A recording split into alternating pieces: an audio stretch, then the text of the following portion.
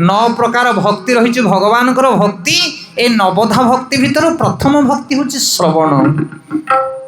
मनुष्य को प्रतिदिन भगवान विषय किछि किछि शुणा पड़ो। आउ जा विषय तुम शुणव से कथा जीवन में कर निश्चित भाव में कर। कह जाए ना नीति बताण को महुनी औषध सरी हुए ना। भगवान रामचंद्र को कैकेयी प्राण ठारू अधिक भल पाउथिले। कैकेयी प्राण ठारू अधिक भल पाउथिले।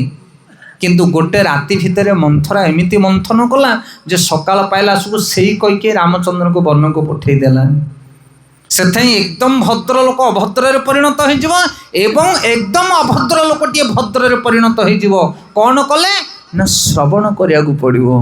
तेणु कह जाए आपण जिते दुष्ट लोक होता आसिक सत्संग बसुना। खाली सत्संग बसिले आपणकर जीवन परिवर्तन हो।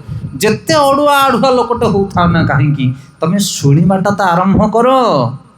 किंतु लोके शुणिया राजी नहंती। तुम खाली शुण किछि करवा दरकार नहीं। जोठी सत्संग होची घंटाटे जाके बसिक शुण। भल लागू न लागू भल लागू न लागू खाली भगवान विषय शुण। तापर जीवन में अपूर्व परिवर्तन आसिबो।